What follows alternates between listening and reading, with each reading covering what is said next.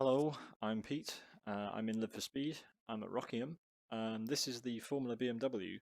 Um, I'm going to be talking a little bit about what I love about the virtual reality implementation inside LFS. I'm currently stood outside the car, wandering around, which is something that's not possible in all sims, especially iRacing. You're kind of locked inside the cockpit in iRacing. I feel like it's a nice to not restrict the movement too much, because if someone's putting their headset on whilst they're outside their chair, it's often nice if when they get inside the headset they are kind of free to look where they want to look. It does, however, come at the cost of looking at your own decapitated body. The reason for that becomes a little bit more obvious in a minute. So if I get inside the car, you'll see where my head was. You can see the head in the mirrors. Here it is. It literally just follows the camera around. So immediately when you get inside a car in LFS, you notice that the mirrors are 3D, which is something you don't get in iRacing. iRacing's mirrors are 2D. It's like looking at a phone screen. Why is this bad? Well, I'm in a 3D world. You can't see it on your monitor, but what I can see is a real what feels like a real environment. The mirrors in iRacing do not. So unlike those, in LFS, when I look at that Rockingham sign, I can see it's in the distance. I can see that the nose of my car is really close. Immediately glancing in the mirror, I can see that that wall is further away than my wheel. With a 2D image, that wouldn't necessarily be immediately obvious to my brain. If I'm glancing, my brain would have to work out what it thinks is closer and what's further away. And when you're doing that in VR, what you notice is that your brain thinks that this mirror should be a 3D image, and it goes really blurry. You get a really kind of weird image. In LFS, you just don't get any of this because it's 3D. I can see that my wing is closer. I can see that the wheel is closer than that wall, and I can do that all day. It just feels right. So that's one thing. Another thing is the virtual keyboard. The only problem I have with the virtual keyboard is that it should be further down. It's not very usable up here when you're driving around. You kind of want to still be looking ahead of you whilst you're using it. You use it with this kind of gaze cursor. It's useful for accessing menus and things.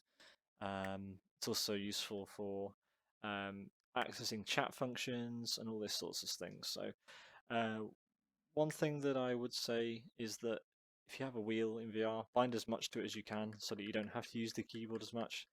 I don't have these menus bound to my wheel. I just have the controls within them bound.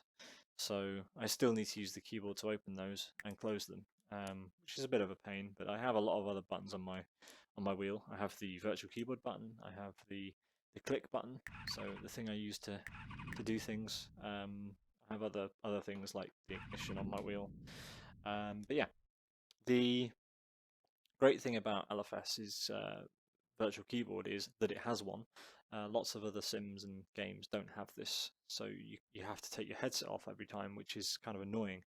So thumbs up there, just the one issue of it not being down here where I want it. Another nice thing about LFS in general is that you can turn all the head-up display off and just have you and the car and the racetrack. So let's get out there and talk about why we want VR in sim racing. So there was kind of a little bit of controversy in Live for Speed as to why LFS decided to add VR. This kind of decision and the length of time it took and the kind of distraction that it caused only becomes clear when you actually try it. LFS's VR is incredible. The mirrors, everything about it, it's silky smooth. Rockingham especially, because it's such a photorealistic track, it just feels so right. It's just brilliant. The value you get from VR is that obviously it's as if you're in a real car, in a real racetrack. Obviously you're in a totally safe environment. There's no risk of crashing. You won't physically injure yourself. You might feel a little bit motion sick. Not everybody gets on with VR immediately. Some people feel pretty ill on their first try. You do kind of get used to it. Merits show themselves when you get really close to, the side of the track, you can really feel the width of your car. You can feel how wide your car is. This takes ages to learn on monitors. Looking in the mirrors to see, how close was I, how close is the car behind. This stuff takes ages to learn with monitors. In VR, it's immediately intuitive. LFS feels so real. The mirrors make so much difference. You don't have to rely on looking over your shoulder as much because you can rely on the mirrors.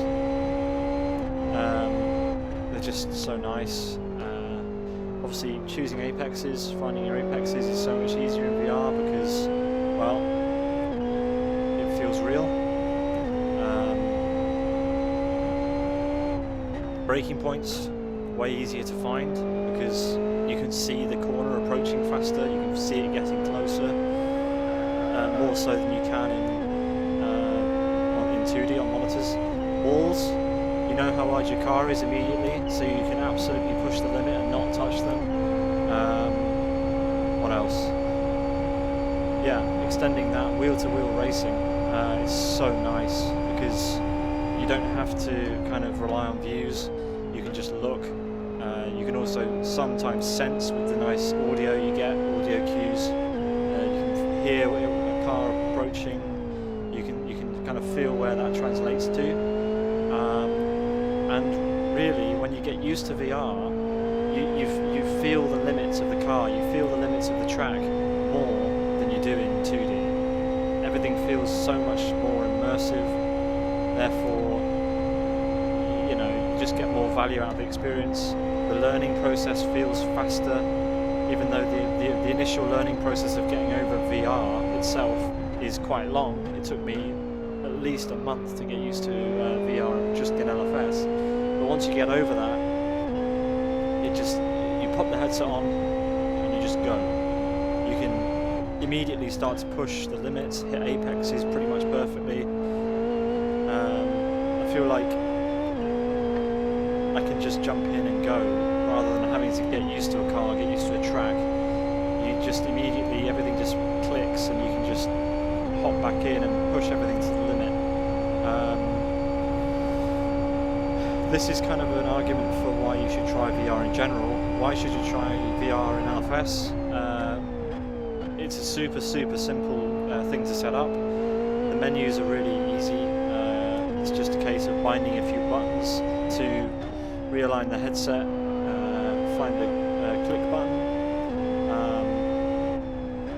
Obviously, LFS is not really as popular as iRacing and these things these days, but it's just a really nice VR implementation. It's just nice, and it's really worth having a go to see where these other bigger titles are lacking.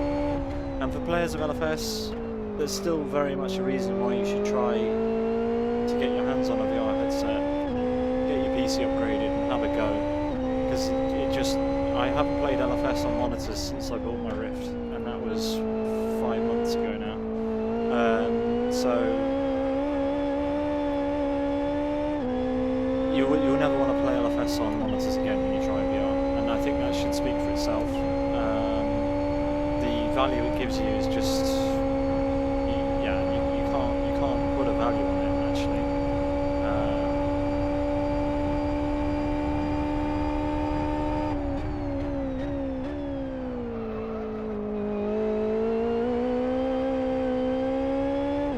It's already after a couple of laps. I feel much better at this track than I did when I just left the pits.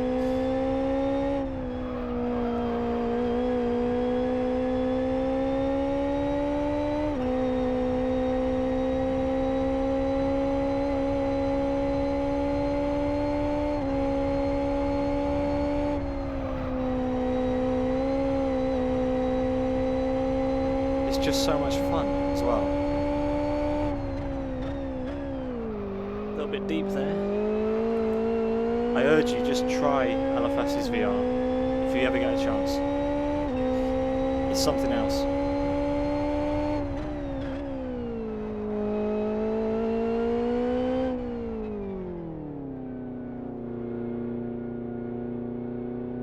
it's something else. Honestly, it's well worth giving it a go. Anyway, that will conclude my video of LFS's VR.